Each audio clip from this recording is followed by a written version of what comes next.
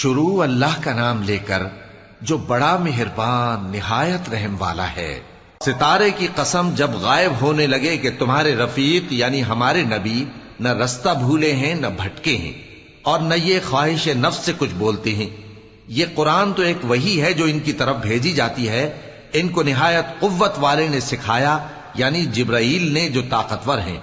پھر وہ پوری طرح بیٹھے جبکہ وہ آسمان کے اونچے کنارے پر تھے، پھر وہ قریب ہوئے، پھر مزید نیچے آ گئے تو وہ 2 کمان کے فاصلے پر ہو گئے یا اس سے بھی کم۔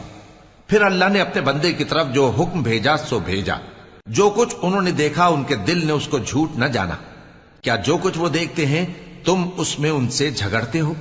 اور انہوں نے اس کو یعنی جبرائیل کو ایک اور بار بھی اترتے دیکھا ہے سدرۃ المنتہا کے پاس۔ اسی کے پاس ہمیشہ رہنے کی بہشت ہے، جبکہ اس بیری پر چھا رہا تھا جو چھا رہا تھا۔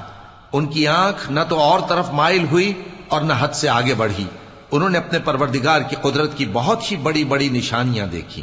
بھلا تم لوگوں نے لات اور عزا کو دیکھا اور تیسری مورتی یعنی منات کو؟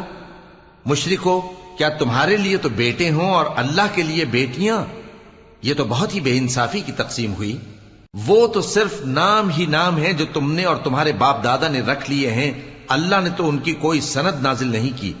یہ لوگ محض خیال و گمان اور خواہشات نفس کے پیچھے چل رہے ہیں، حالانکہ ان کے پروردگار کی طرف سے ان کے پاس ہدایت آ چکی ہے۔ کیا جس چیز کی انسان آرزو کرتا ہے وہ اسے ضرور ملتی ہے؟ سو آخرت اور دنیا تو اللہ ہی کے ہاتھ میں ہے۔ اور آسمانوں میں بہت سے فرشتے ہیں جن کی سفارش کچھ بھی فائدہ نہیں دیتی مگر اس وقت کہ اللہ جس کے لیے چاہے اجازت بخشے اور سفارش پسند بھی کرے۔ جو لوگ آخرت پر ایمان نہیں لاتے وہ فرشتوں کو لڑکیوں کے نام سے موسوم کرتے ہیں، حالانکہ ان کو اس کی کچھ خبر نہیں۔ وہ صرف خیال و گمان پر چلتے ہیں، جبکہ خیال و گمان حق کے مقابلے میں کچھ کام نہیں آتا۔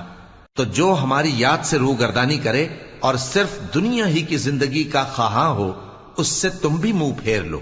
ان کے علم کی یہی انتہا ہے۔ تمہارا پروردگار اس کو بھی خوب جانتا ہے جو اس کے رستے سے بھٹک گیا، اور اس سے بھی خوب واقف ہے جو رستے پر چلا۔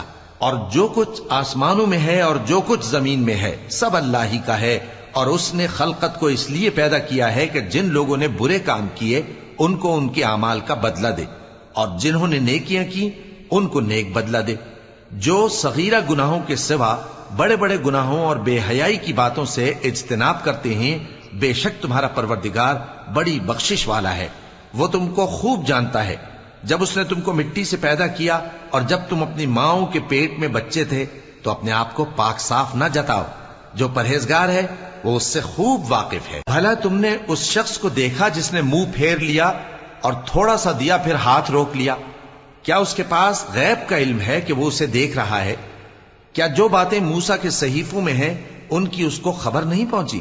اور ابراہیم کے صحیفوں کی جنہوں نے حق اطاعت اور رسالت پورا کیا، وہ یہ کہ کوئی شخص دوسرے کے گناہ کا بوجھ نہیں اٹھائے گا، اور یہ کہ انسان کو وہی ملتا ہے جس کے لیے وہ محنت کرتا ہے، اور یہ کہ اس کی محنت کا جائزہ لیا جائے گا، پھر اس کو اس کا پورا پورا بدلہ دیا جائے گا، اور یہ کہ تمہارے پروردگار ہی کے پاس پہنچنا ہے، اور یہ کہ وہ ہنساتا اور رلاتا ہے، اور یہ کہ وہی مارتا اور جلاتا ہے، اور یہ کہ وہی دونوں جوڑے یعنی نر اور مادہ پیدا کرتا ہے یعنی نطفے سے جو رحم میں ڈالا جاتا ہے، اور یہ کہ قیامت کو دوبارہ اٹھانا اسی کا ذمہ ہے، اور یہ کہ وہی دولت مند بناتا اور وہی مفلس کرتا ہے، اور یہ کہ وہی شیرا نامی تارے کا بھی مالک ہے، اور یہ کہ اسی نے عاد اول کو ہلاک کر ڈالا اور سمود کو بھی، غرض کسی کو باقی نہ چھوڑا، اور ان سے پہلے قوم نوح کو بھی۔ کچھ شک نہیں کہ وہ لوگ بڑے ہی ظالم اور بڑے ہی سرکش تھے، اور اسی نے الٹی ہوئی بستیوں کو دے پٹکا، پھر ان پر جو چیز چھا گئی سو چھا گئی۔ تو اے انسان، تو اپنے پروردگار کی کون کون سی نعمت پر جھگڑے گا؟ یہ پیغمبر بھی پہلے کے خبردار کرنے والوں میں سے ایک خبردار کرنے والے ہیں۔ آنے والی یعنی قیامت قریب آ پہنچی، اس دن کی تکلیفوں کو اللہ کے سوا کوئی دور نہیں کر سکے گا۔ اے کافرو، کیا تم اس کلام پر تعجب کرتے ہو اور ہنستے ہو اور روتے نہیں؟ اور تم غفلت میں پڑے ہو تو اللہ کے آگے سجدہ کرو اور اسی کی عبادت کرو۔